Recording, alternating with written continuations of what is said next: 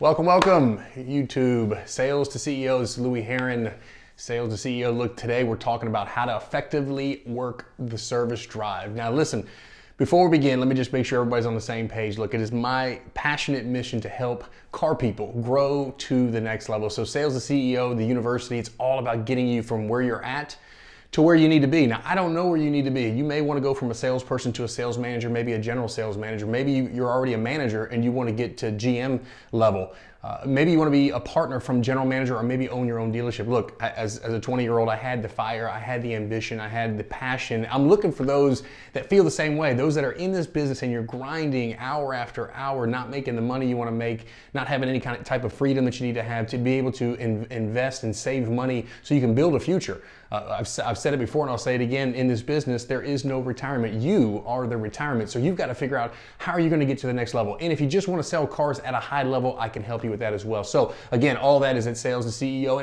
And I also ask you, number one, thank you for watching any content that I put out there. And just a small favor, if you can like or you can subscribe or share this with other car people, man, just the reciprocity, give it back to others. I'm going to continue to load you up with content, free stuff to help you. Today, I'm going to help you learn how to work the service drive. Now, listen, this is, to me, there's two major ways to make gross profit. Now, I know a lot of you out there and you're selling cars and you're tired of mini deals and you got customers that are just beating you up on price and they've got access to information, and it makes it challenging. There's no doubt about it. It makes it tough to make gross profit. So how do you make the gross profit? I mean, there's really two major ways that you have in your hands every day to make some profit. And number one, it's sitting in your service drive. And number two, it's with the data mining, which again relates to your sold customers, the folks that are in the system, the ecosystem of the dealership for however long the dealership's been in existence.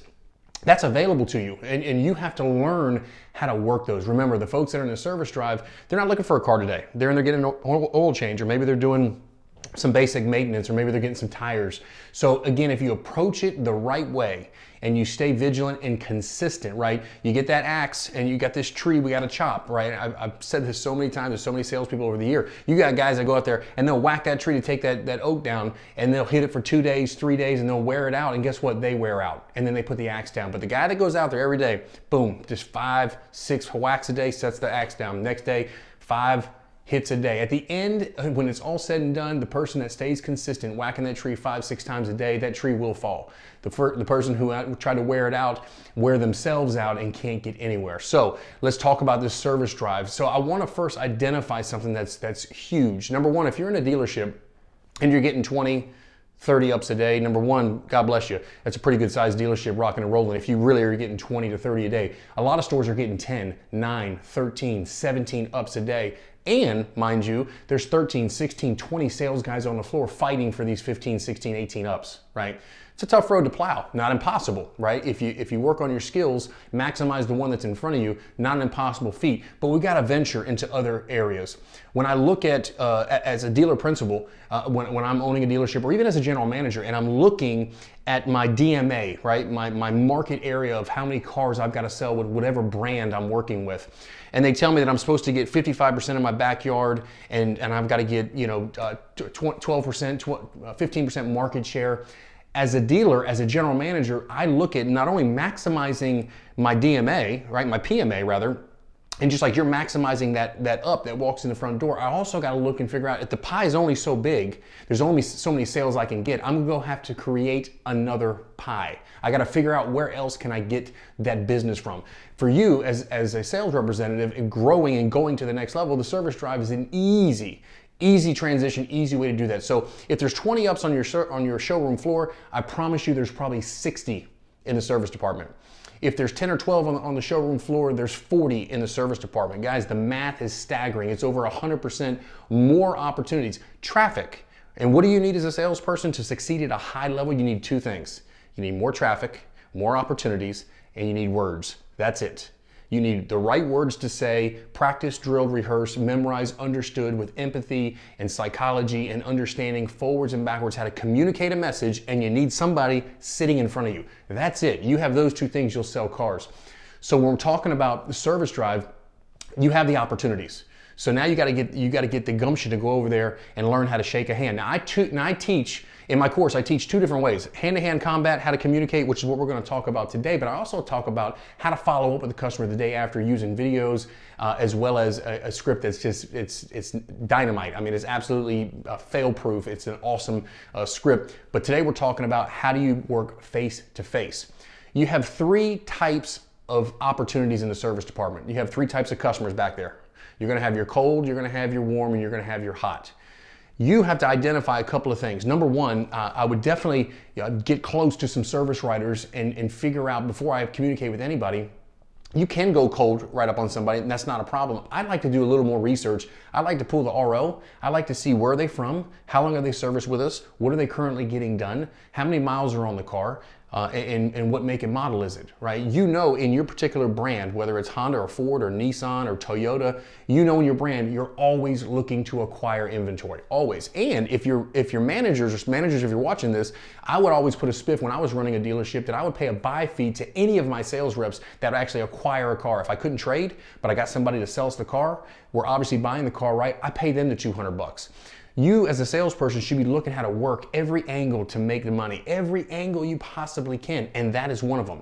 So when you have cold leads, these are people that have bought a current year model car, 10,000 miles or less, in for an oil change. Chances are going to be a tough road to plow. I kind of would put those to the side. Nothing's impossible, but I wouldn't work on those aggressively. You have the warm lead. This is a customer that probably got, I don't know, 40,000 miles. That customer's got some tires that they're getting done right now currently, right? And they got to spend a I don't know, $500-600 ticket. These are the customers that I would definitely start to dive into. And then you've got the hot leads. These are the customers that have had the car 7, 8, 9 years, 93,000 miles, 75,000 miles. These folks are prime. So when I'm looking and analyzing an RO, I'm looking at a service ticket. I'm looking at the miles, the make, the model, where do they live, where are they from, how much money they spent with us, how long ago do they buy a car from us, and yes, I would take the time. And I'm going to show you how to make $52,800 a year, $4,400 a month by doing what I'm sharing with you right now. So we've identified our leads. We know there are three types back there every single day. So the first thing you have to ask yourself is, who are you? Who are you? You're a sales rep, right? But you're going to have to convert your mindset right now, because now you're going to have to be a part of the acquisitions team. You're part of the exchange team. Hear me out. What did I tell you you need? You need opportunities and you need words. Now you can walk up to a person cold and say, hey, listen, I'm Louie. I'm one of the sales reps here. Hey, I just want to know if you're interested in trading your car today, right? We know what kind of result that gets. Not happening. Very challenging. Not going to make much headway. Going to get frustrated. You won't work the service drive. You just blew a $52,000 a year raise right out the window because you're not going to have any success. No success means you're not going to duplicate it or repeat it. What do we want to do? We want to duplicate success, right? So how do we become successful? Words. So listen to my words. You are part of the exchange team, or you're part of the acquisitions team. Normally in my dealerships, I had acquisitions team. I actually had somebody stationed in the dealership as an acquisition department. Whole nother animal. Doesn't mean you can't still be part of the team. I had an acquisitions manager. You're part of the acquisitions team. If your dealership has somebody that works service to sales, you're part of the team. Okay, let him do what he's got to do and you do what you have to do. You're part of that team. So who are you? I'm part of the acquisitions team. What do you do? Your job and responsibility here is to fulfill inventory needs that we have at the dealership level. Okay, and then at that point, you tell them what you do. You tell them exactly what you're here to do, and then you want to ask their permission. You want to let them know, hey, I noticed you have a 2017 Nissan Altima with 45,000 miles on it. Would you allow me to offer you a free appraisal and a Carfax? It's just while you're waiting. Again, listen to the words. Would you allow me, you're asking permission. The words are important because that's what you need. Would you allow me to offer, I'm giving you something. I haven't asked anything from you. I'm not asking anything. I'm offering something up to you. Would you allow me to please give you a free Carfax and an appraisal? It's just while you wait, won't take any time. Love to. Customer says yes. Perfect. Now we're right into a meet and greet. Fantastic. Would you mind if I ask you a couple of quick questions about your car? Boom. Now you're right into confirming the mileage. When did you buy it? Did you buy it new? Why did you buy this particular car? You'll find out all kinds of information and realize there are a lot of folks that bought cars that from a credit perspective they had to buy. They would love to get out of the car. Okay, so again, remember, who are you? You're part of the acquisitions team, exchange team. What do? It's your responsibility here as part of my role at the dealership as I help fulfill inventory needs for the dealership, and I couldn't help but notice you've got a 2015 Honda Accord with 48,000 miles. Would you allow me to offer you a free Carfax and an appraisal while you wait? Now, if the customer turns you down, says, no, I'm good, I'm not buying a car. Oh, no, I'm not asking you to buy a car. I'm part of the acquisitions team. I was interested to see if you'd allow us to maybe look at the car, maybe purchase a car. Had you been interested, Ms. Johnson, you would have probably come and sought me out. I realize you're not. So let me ask you a question. If I was able to give you more for the car than what maybe it was worth, would that interest you? If they then say, no, I'm good, I like the car I'm driving, I'm fine, perfect, no problem. Listen, enjoy your service experience. Look, my name is Louie, I'm part of the acquisitions team. If you need anything in the future, don't hesitate, please let me know.